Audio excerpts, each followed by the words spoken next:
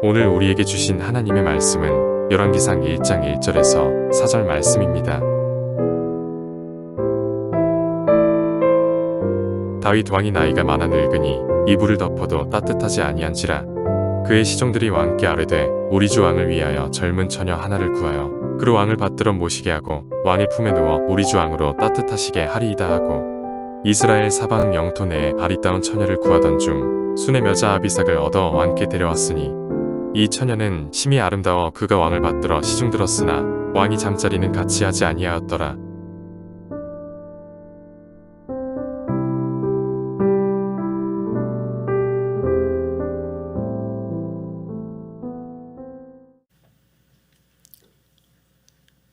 여러분, 열왕기상이라고 하는 이 성경책, 열왕기상하라고 불리우는 이 성경책은 남북 왕조의 북쪽의 19명의 왕들과 남쪽의 19명의 왕들에 대한 이야기가 기록된 책입니다. 그런데 이 책이 언제 기록되었냐면 우리나라 조선실록처럼 왕들이 살아있는 기간에 기록된 책이 아니고, 이 책은 이스라엘 백성이 BC 586년에 바벨론이라고 하는 대제국에 의해서 이 나라가 없어지게 됐어요. 나라가 망했습니다. 그래서 나라에게는 큰 환란이 닥쳤고, 민족에게는 고통이 찾아왔고, 가정들에게는 슬픔이 찾아왔고, 개인들에게는 참 비참한 이런 일이 일어나게 되었어요. 그리고 그들이 그 땅에 살지 못하고 바벨론이라고 하는 곳까지 포로로 끌려가서 70년 동안 포로 생활을 하는데, 그때 경건한 믿음의 사람들이 하나님, 우리가 하나님 자녀들인데 왜 우리가 이런 고통과 고난을 받아야 합니까? 왜 우리가 이런 슬픈 일을 겪어야 합니까? 라고 하는 질문이 드는 거죠. 이스라엘 백성이 예루살렘 성전에서 계속 솔로몬 성전에서 예배를 드렸어요. 헌물도 드렸어요. 기도 생활도 했고요. 다 했는데 왜 하나님 우리가 망했습니까? 이런 질문이 들어서 하나님 우리가 왜 이런 고난을 당합니까? 라고 물을 때 하나님께서 그들의 마음속에 답을 주셨어요. 그 답을 주시고 그 답을 받은 경건한 자들이 쓴 책이 바로 열왕기상하라고 하는 책입니다. 그러니까 왜 그들이 이런 고통과 어려움을 직면하게 됐는지, 또 이 고통과 어려움에서 어떻게 벗어날 수 있는지에 대한 일종의 해답서가 바로 열왕기상하라고 하는 책입니다. 겉으로 보기에는 히브리인들의 왕들의 이야기입니다. 히브리인들의 왕들의 이야기, 유대라고 하는 왕들의 이야기인데, 그 내면 속에 들어가 보면 여기에 이제 하나님의 이스라엘 백성들을 향한 진짜 마음이 드러나 있고, 우리가 당하는 고통 중에도 하나님께서 지금 어떤 마음으로 자기 백성을 돌아보시는지에 대한 이야기를 다루고 있습니다. 자, 그리고 그 열왕기상을 여는 그 첫 번째 문을 여는데, 그 첫 번째 방의 문에 우리가 읽은 이 사건이 나옵니다. 사실 열왕기의 이야기는 앞서 있었던 다윗의 이야기와 연결이 되어지는데, 왜 하나님께서는 이스라엘 백성들에게 이 이야기를 시작하셨을까? 오늘 읽은 이야기, 여러분 사실 우리 목사님들의 설교를 기피하는 본문이고, 우리 한국 교회가 그렇게 즐겁게 이 본문을 들여다보는 그런 본문은 아닙니다. 왜냐하면 유교의 영향력이 아주 큰 우리 한국 국가에서는, 우리 한국 교회에서는 이런 부부 생활 문제가 나오면 사실 좀 기피하려고 하는 우리의 정서가 있습니다. 하지만 저는 오늘 이 본문이 우리의 어떤 성 개념, 도덕 개념으로 이 본문을 보면 안 되는 본문이고, 이 속에 있는 하나님의 진짜 마음을 발견하고 여러분, 우리가 하나님으로부터 치료를 얻을 수 있는 은혜가 있으시기를 주님의 이름으로 축복합니다. 자, 1장 1절입니다. 이렇게 이야기가 시작됩니다. 다윗 왕이 등장합니다. 다윗은 실제적인 남유다 왕국의 왕이었죠. 연합 왕국의 12지파를 다스리는 왕이었습니다. 그런데 이 왕이 어떻게 됩니까? 나이가 많아 늙었다라는 표현이 나옵니다. 여러분, 나이가 많으면 늙는 것입니다. 늙음이라고 하는 것은 자연스러운 것이고, 늙음이라는 것은 누구도 못 막는 일입니다. 다윗이 나이가 많아 늙었다라고 하는 이 안에는 많은 의미가 함축되어 있습니다. 단순히 신체적으로 그의 신체가 늙어서 기력이 없다, 생명력이 없다, 혹은 그가 어떤 것을 결정하려고 할 때 결정력이 없다, 이런 모든 것들이 이 안에 내포되어 있고 포함되어 있습니다. 앞으로 우리가 이 본문을 해석하면서 더 많은 이야기를 나누겠지만, 늙었다라고 하는 이 안에 다윗의 처지, 형편이 드러나 있어요.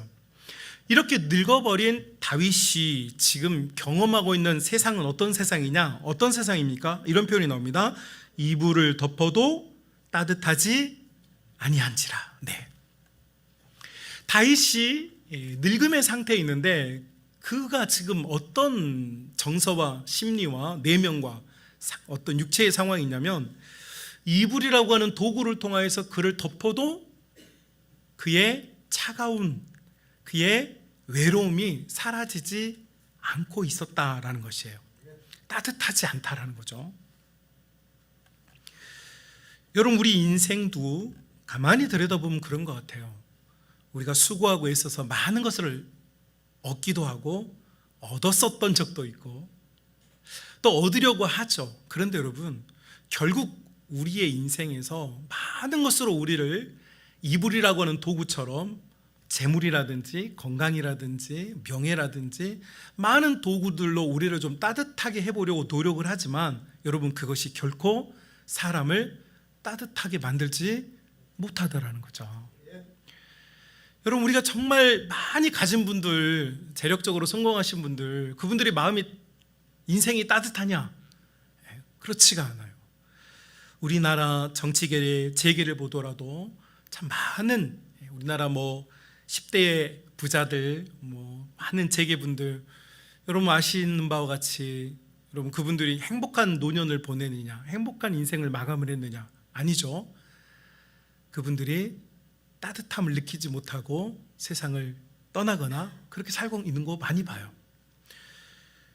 그러니 여러분, 우리 인생은 대부분 모든 인생은 대부분 이불을 덮어서 따뜻하려고 노력했으나 그 이불이 우리를 따뜻하게 못하는 상태라는 것을 성경이 우리에게 말해주고 있어요. 이스라엘 백성도 여러 왕들을 통하여서 부국 강병, 군사력으로도 강하고 경제적으로도 힘이 있던 그런 시기가 있었어요.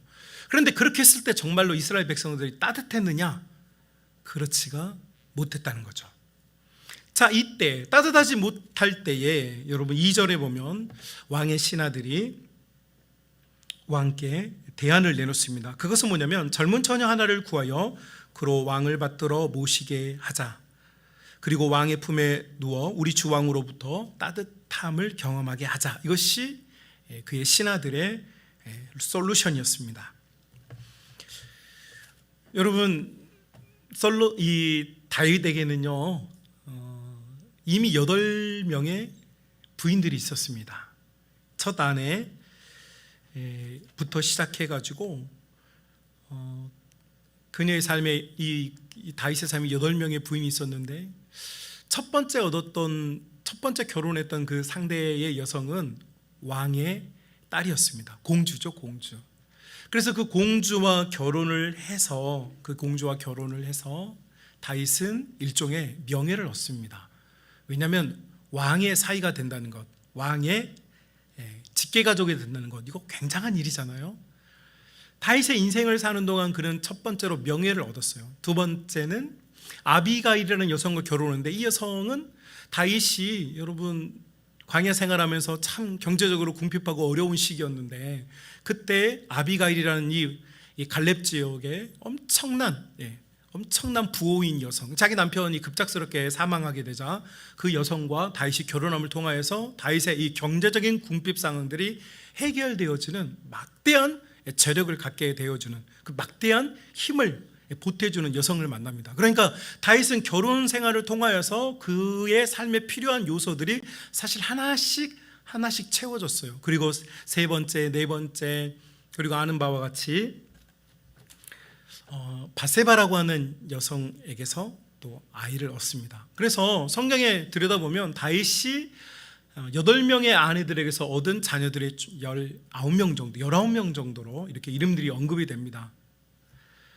그러니까 다윗은 사실 그의 인생에서 결혼을 통하여서 부족한 것들을 채웠고, 어려운 것을 해결하였고, 또 그가 일종의 사랑했다고 생각했던 바세바라는 이 여성과의 만남을 통하여서 일종의 로맨스도 해봤고, 또 결과적으로 그 로맨스의 결과로 솔로몬이 태어나기도 했습니다. 자, 그러니까 이 다윗이라고 하는 사람은 결혼 생활이 그의 삶에서 뭔가 하나씩 얻어갔던 것들이, 그가 필요했던 것들이 다 얻어졌어요. 우리도 결혼을 한 번밖에 못 했지만 결혼과 같이 내 인생에 뭔가 필요한 것들을 자꾸 얻기 위해서 노력을 많이 했잖아요. 그걸 얻기 위해서 많은 노력을 했어요. 그리고 여러분이 얻었던 적도 있고 얻기도 했을 것입니다. 또 얻으려고 지금 여러분이 노력을 많이 하고 있겠죠.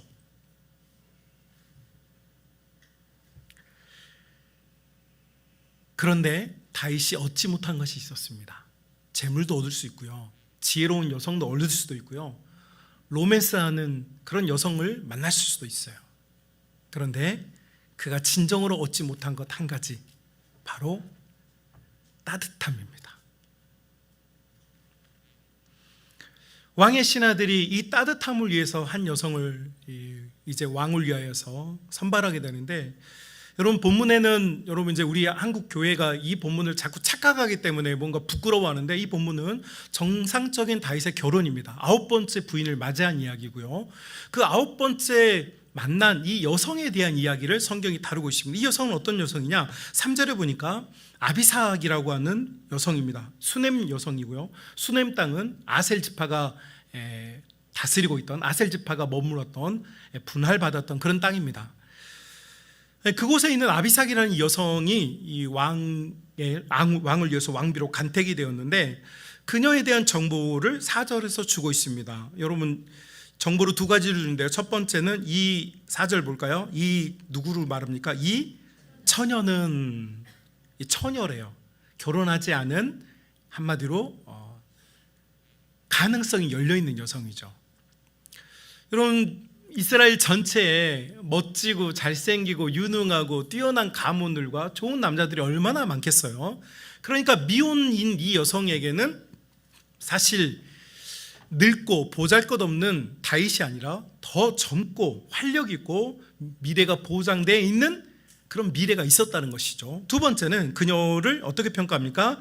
심히 아름다웠다라는 평가를 하고 있습니다. 그녀가 되게 예뻤대요. 자, 미래가 열려있고 거기다가 그 미래를 이끌어갈 수 있는 무엇도 가졌어요? 힘도 가진 거예요. 여러분 여성의 힘이 어디에 있습니까? 아름다움 아닙니까? 아름다움. 그런데 그녀는 앞으로 장밋빛 미래가 있을 뿐만 아니라 그 미래를 헤쳐나갈 수 있는 힘, 미모도 갖춘 여성이었어요. 그러니까 그녀는 가능성이라고 하는 엄청나게 큰 힘을 가진 여성이죠. 자, 그런데 그녀가 다윗을 위하여서 왕비가 됩니다. 여러분 이 1장 1절부터 4절의 내용은 그냥 어떤 한 남성과 여성, 한 부부의 가정의 이야기 같은데, 이 안을 조금 더 들어가 보면 이 아비삭이라고 있는 여성이 선택한 이 다윗의 상황을 좀 볼 필요가 있습니다. 1장 5절부터 보면 무슨 이야기가 나오냐니까, 여러분 아도니아라고 하는 아들이 반란 사건을 일으킵니다. 반란 사건이 일어났고요, 늙고 병약한 다윗을 이제 치우고 자기가 새로운 왕이 되었다라고 나팔을 불어서 일종의 쿠데타를 일으켰습니다. 자, 그러니까 다윗은 침상에 누워있고 병약해 있는데 아들은 쿠데타를 일으켜서 정권을 찬탈하려고 합니다. 한마디로 다윗, 이전에 그 용맹하고 힘이 있었던 다윗의 모습은 전혀 보이지 않아요. 두 번째, 여러분 이 아도니아가 반역을 일으키니까 이것을 지켜보고 있었던 선지자 나단이 급하게도 이 반역이 일어났다는 사실을 알리려고 움직입니다. 이 나단 선지자, 우리가 잘 아는 것처럼 다윗을 책망해서 회개하게 만든 장본인 아닙니까? 하나님의 기름 부음을 받은 거룩한 종인데, 이 사람이 자기의 주군이었던 다윗에게 찾아와서 주군, 지금 쿠데타가 일어났습니다 라고 보고하지 않고 누구에게 가느냐? 당시에 왕은 힘을 잃었지만 이 왕을 대신해서 국가를 지배하고 있었던 한 사람이 있었는데, 그녀의 이름이 바로 밧세바입니다. 밧세바는 이 시대의 주인공이었고 국가를 운영하는 특정 운영자였습니다. 그래서 나단은 다윗을 찾아가지 않고 바로 이 밧세바를 찾아갑니다.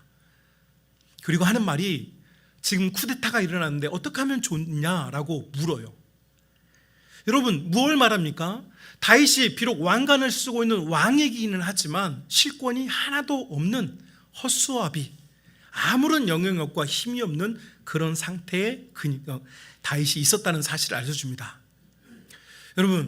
여러분이 만약 젊고 아름다운 여성이고 왕이랑 결혼하고 싶다면 여러분이 그 왕과 결혼하려고 할 때 여러분 마음속에 있는 게 도대체 그 동기가 뭐겠습니까?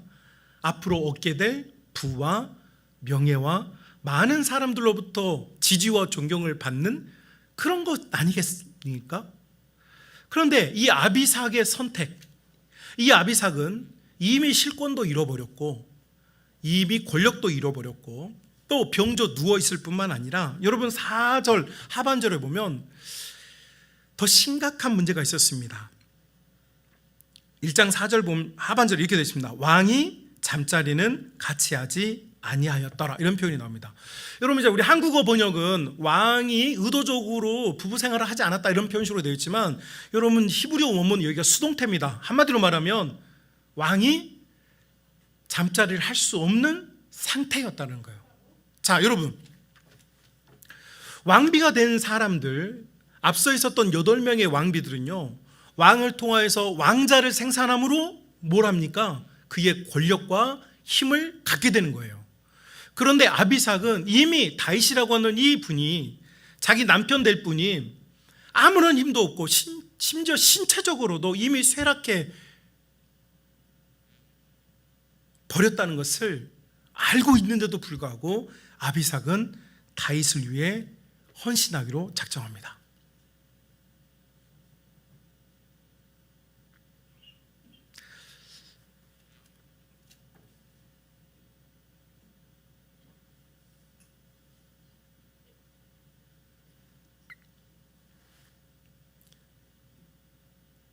많은 왕들의 이야기, 다윗의 이야기가 되게 멋있고 용맹함이나 그가 삶을 살았던 성공함이 나오지 않고 다윗의 정말 초라하고 외롭고 비참해진 모습을 그대로 보여줘요. 그러면서 이 다윗을 위해서 찾아오고 있는 한 여성을 비춰줍니다. 이 여성은 왕과 결혼하지만 왕에게서 얻을 수 있는 게 아무것도 없는 여성입니다. 한마디로 말하면 이 여성은 완전한 헌신을 결심했다는 거죠. 그가 앞으로 그 왕이 이제 한 달을 살지 열흘을 살지 모르잖아요. 아무런 희망과 기대가 없는 그 다윗을 위해서 그녀는 헌신을 결심하고 다윗의 아내가 되기로 결정하고 그 다윗을 위하여서 섬기고 봉사합니다.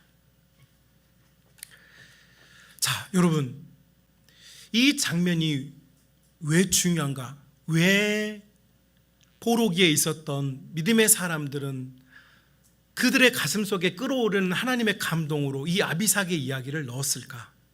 이제부터가 진짜입니다. 여러분, 우리 인생도 가만히 생각해 보면 아주 간단합니다. 여러분, 다윗에 나를 대입해 보시고요, 아비삭에 우리 예수님을 대입해 보십시오. 아무 희망도 없고 기대도 없고 죄 속에 살고 있고 무능력하고 무기력하고 정말 볼품없고, 여러분, 아비삭이 예수님이 날 위해 헌신하고 봉사한다고 해서 내가 바뀔 게 있습니까? 바뀐 게 있습니까? 내게 얻어갈 만한 것이 있나요? 예수님께서 날 위해 죽으신 다음에 나에게서 얻어갈 만한 것이 있었나요? 그런데 우리 예수님은 다윗처럼 초라해져 버린, 세상에서 뭔가를 얻으려고 끊임없이 부와 명예와 자녀들과 많은 것으로 나를 좀 따뜻하게 데펴보려고 많은 노력을 했지만 결코 따뜻해지지 못한 인생을 살았던 내 인생에 우리 예수님께서는 그분은 무작정한 헌신, 무한대한 헌신을 통하여 결심하시고 내 인생에 찾아와 주셔서 그분이 우리를 품어주신 줄로 믿습니다. 이것이 성경이 우리에게 정말로 보여주고 싶은 진짜 이야기라는 것이죠. 우리 예수님은 내게서 뭔가를 바라시는 게 아니에요. 나에게서 뭔가를 얻으려고 하는 거예요. 나에게서 예수님은 나 때문에 부를 얻어가시고 나 때문에 명예를 얻어가시고 나 때문에 장래와 미래를 보장받기를 원하는 분이 아니시라는 거죠. 예수님은 아비삭처럼 완전한 순수한 동기와 완전한 사랑을 가지고 나를 아무 대가 없이 품어주셨고, 우리 예수님은 나를 그렇게 따뜻함으로 만들어 주신 유일한 분이라는 사실을 우리 믿음의 성도들이 깨달을 수 있기를 주님의 이름으로 축복합니다. 여러분, 그래서 여러분 성경이 열왕기상의 문을 열면서 이 따뜻함의 이야기를 해주고 있어요. 이스라엘 백성들이 하나님 은혜로 지금까지 살아왔어요. 여러분, 하나님의 구원의 은혜, 애굽에서 10가지의 은혜를 체험하고 홍해를 건너고 광야에 들어왔지만 이스라엘 백성들 막 그 무한하신 하나님 앞에서 뭐 감사 찬송 40년 동안 영광 돌리며 산 게 아니었고, 불평하고 짜증내고 그들의 작고 사소한 문제를 호소하면서 살아왔어요. 그런데 하나님께서는 그들을 여전히 따뜻하게 품어주셨어요.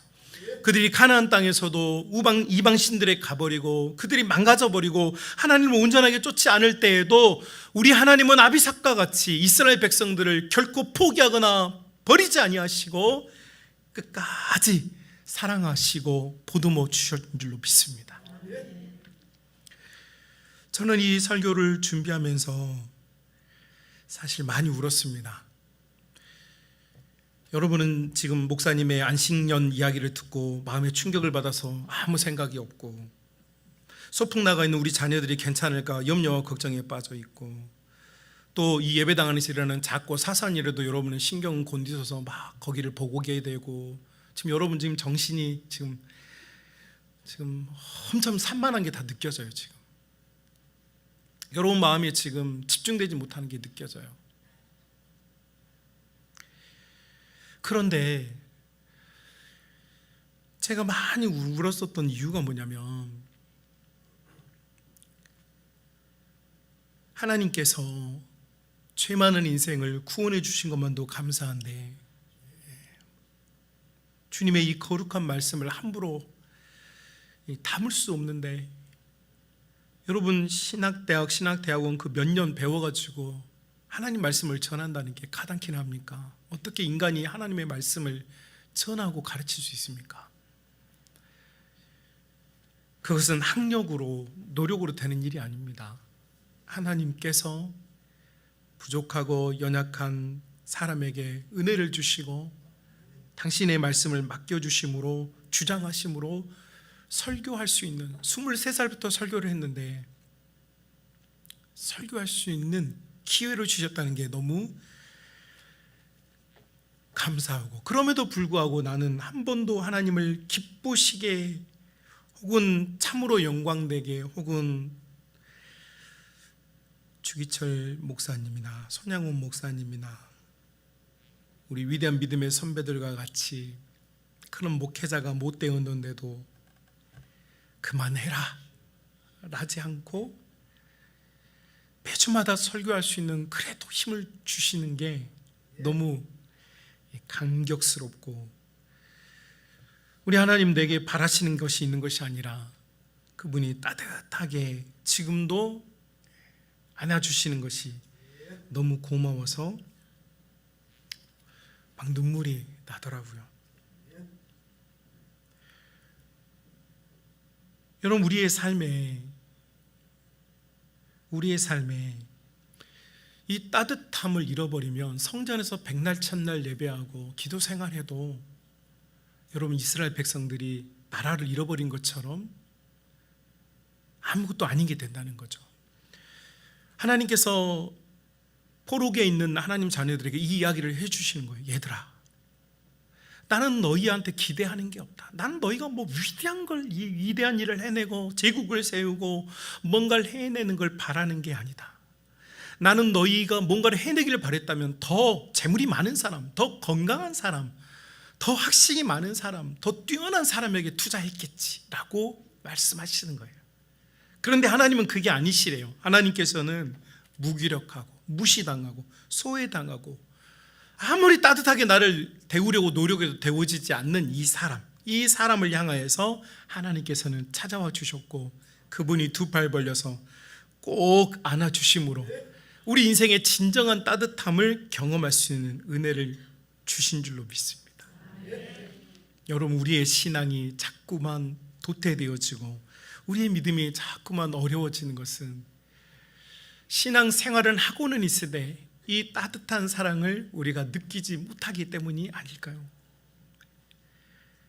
우리가 정말 누려야 될 것은 우리 아버지의 그 좋으신 따뜻한 품이고, 우리 아버지가 지금도 부족하고 연약하고 아무것도 아닌 나 같은 사람, 무시당하는 사람, 희망이 없는 사람을 여전히 안아주기 위하여서 우리 아버지가 얼마나 노력하시는지를 깨닫는 자만이 정말 신앙생활이 행복해지고 예수님의 복음이 감격스러워지지 않겠습니까?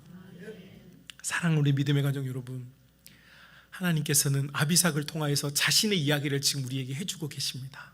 얘들아, 난 아비삭처럼 아무런 희망과 기대가 없지만 너를 품고 있단다.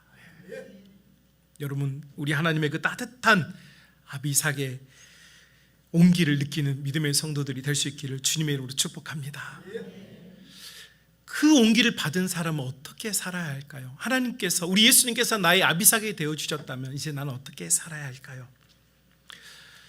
여러분, 아비삭이라고 하는 이 여성이 품어주었던 그 사랑 덕분에 다윗은 행복했습니다. 여러분, 미국의 저명한 저술가이면서 또 목회자셨던 유지 핀터슨 목사님이 쓴 현실의 뿌리 박은 영성이라는 책이 있습니다. 많은 기독인들에게 읽혀진 책이고 많은 분들에게 감동을 주었죠.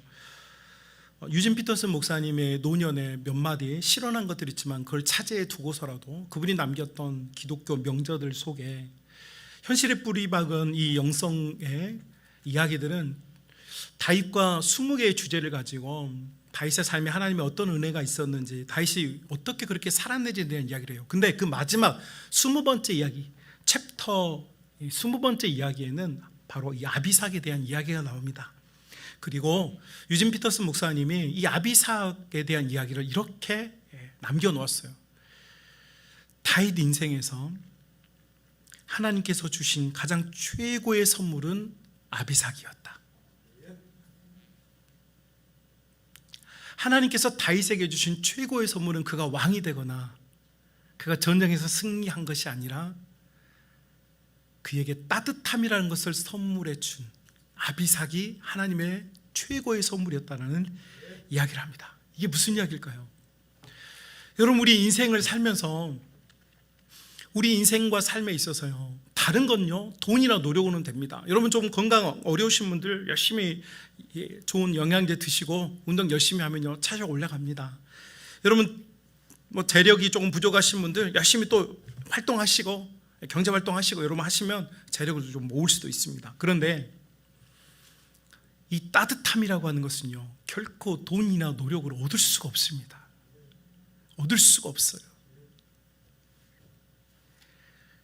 여러분, 제가 처음 교회 이야기, 초대교회 이야기를 자주 언급을 합니다.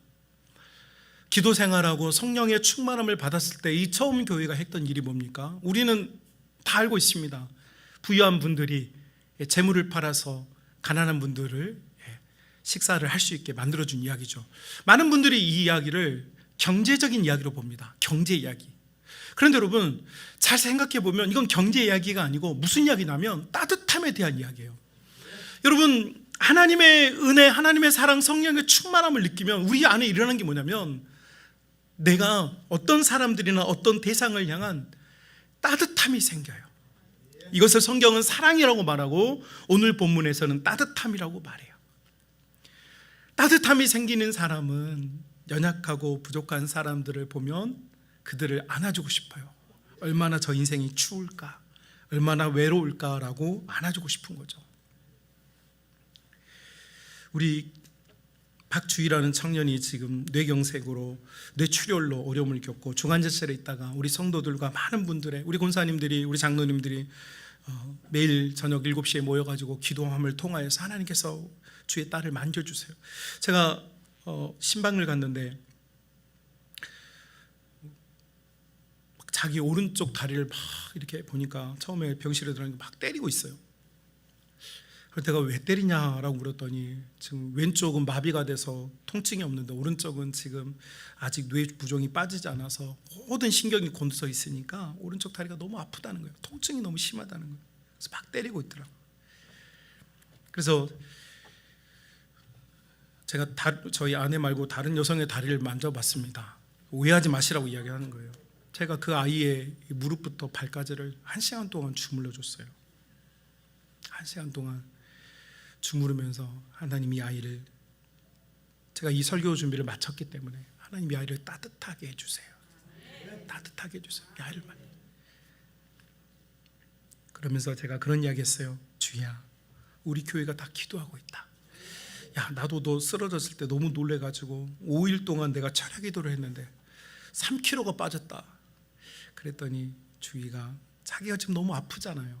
그런데 주희가 뭐라고 그러냐면, 목사님 그러지 마세요. 목사님 몸 상해요. 그런데요, 제 눈에서 눈물이 터져 나오더라고요. 여러분, 이 아이가 지금 뇌경색으로 엄청난 고통을 받고 있어요. 진통제가 아니면 지금 너무너무 아파요. 근데 이 아이가 지금 자기를 찾아와 준, 나는 사실 우리 주희랑 그렇게 오랜 시간 동안 대화를 해본 게 처음이에요. 처음, 제 인생에. 그런데 그 아이가 저에게 하는 이야기, 그 고통 중에 있는 아이가 저에게 따뜻함으로 위로를 해주는 거예요. 목사님 그러지 마세요. 여러분, 이것이 하나님의 사랑입니다. 이것이 복음의 힘입니다. 내가 편안하니까 다른 사람을 따뜻하게 해줄 수 있는 게 아닙니다. 내가 아무리 어렵고 힘들어도 내 속에 하나님께서 살아계시면 그 사랑을 받아본 사람은 다른 사람을 따뜻하게 해줄 수 있어요. 다른 사람의 마음을 위로해 줄 수 있어요. 여러분, 많은 사람들, 현대를 사는 많은 사람들은 자기만 위로를 받으려고요. 여러분, 여러분의 가정을 한번 생각해 보십시다. 우리 아빠들 얼마나 노력합니까? 자기 가족의 생계를 책임지기 위해서 얼마나 일을 씁니까? 특히 대한민국과 같이 척박한 사회에서 온몸을 불살라서 가족을 살리려고 노력하지 않습니까? 그런데 이렇게 고생하고 애쓰는 아빠들이 따뜻한 말 한마디를 못 들어요. 부인들로부터 여보 너무 고마워요, 너무 감사해요, 이런 말 듣기 어려워. 밖에 나가서 남의 호주머니에서 돈 꺼내는 거 결코 쉽지 않습니다. 그런데 그런 많은 노력을 했어도 가장 가까운 가족으로부터도 그 따뜻한 말 한마디를 못 들어. 남편들 뿐이겠습니까? 우리 부인들, 아이들 낳아서 기르고 가정 돌보고 별 볼 일 없는 남편 만나서 강남에 있는 귀부인들처럼 럭셔리카 타고 다니면서 백화점 쇼핑하면서 피부 검게 탈까봐 에센스 막 덕지덕지 바르면서 예쁜 립글로즈 바르면서 시마다 때마다 해외여행 다니면서 그렇게 살아야 되는데, 누구 말대로 도대체 뭔 죄를 얼마나 졌길래 이런 왼수 사자 같은 남편 만나서 아침에 눈 뜨면 부터 일해서 밤에 잠들 때까지 일하고, 이놈의 집은 아무리 치우고 치워도 또 치워야 되고, 어제 치웠는데 가만 놔두면 일주일 정도 가는 게 아니야. 하루도 못 가. 왜 그러는지 모르겠어. 배 아파 낳은 내 자녀들은 엄마 고마워요 라는 말은 3,000년에 한 번 들을까 말까고 맨날 미워, 싫어, 몰라, 안 해, 때나 부리고 짜증이나 내고, 우리 엄마들이 따뜻한 말 한마디를 못 듣고 살아. 남편들이 아내 손잡고 여보 고생 많았어요. 어떻게 평생 사는데 한 번을 못 듣냐? 우리가 지금 이렇게 사는데 따뜻함을 잃어버렸어요. 지금 아니 해외에다 성교원금 100만 원, 1000만 원, 1억씩 하고 여러분 뭐 나가서 별일 다 해도요, 내가 사랑하는 사람들 내 손 한 번도 못 잡아주고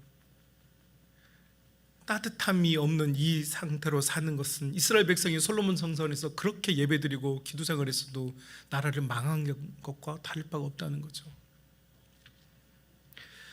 여러분, 하나님의 사랑을 받은 우리는 아비삭처럼 여러분 가까운 내 가족부터, 가까운 내 교회 성도들부터, 여러분 우리 교회가 우리 광주 이 호남 지역의 아비삭 같은 교회가 된다면 여러분 이것이 진정한 복음의 역사 아니겠습니까? 사랑하는 우리 믿음의 가족 여러분, 여러분은 정말 좋은 분들이란 걸 알아요. 저는 여러분들이 이미 여러분 내면 속에 따뜻함을 가지고 있다는 걸 알아요. 그런데 따뜻함은요, 여러분이 드러내지 않는 이상 결코 잘 나타나지지 않아요. 자, 성경은 우리에게 우리 하나님과 예수님께서 우리의 아비삭이 되셨다는 것을 알려주시면서 이제 우리도 이 땅에 나아가서 우리 예수님께서 우리에게 빛이 되라고 하셨어요. 이거는 뭔가 도덕적으로 윤리적으로 뭔가 높은 고지에 서서 뭐 어떤 사람들의 잘잘못을 가려주라는 얘기가 아니잖아요. 말 그대로 하나님께서 아비삭이 되셔서 우리를 안아준 것처럼 너도 아비삭이 되어서 사람들에게 따뜻함을 흘려보내 주어라. 이것이 우리 제자들이 받은 사명입니다. 이것이 우리가 해야 될 일이라는 거죠. 자, 그래서 우리 믿음의 가정 여러분, 오늘부터 우리 결심합시다. 여러분 혹시 여러분의 인생이 아직 너무 차갑고 힘들면요, 하나님께서 나에게, 우리 예수님께서 아비삭처럼 아무 기대 없이 나에게 찾아오는 그 사랑을 다시 여러분이 발견할 수 있기를 바라고, 또 그 사랑을 가지고 있는 분들이라면 여러분 우리 인생에 서로 아비삭이 되어서 위로해주고 격려해주고 따뜻하게 만들어주고, 그래서 여러분이 하나님께서 주신 이 사랑의 사명을 감당해낼 수 있는 이 시대의 아비삭들이 다 되어지는 은혜가 있으시기를 주님의 이름으로 축복합니다.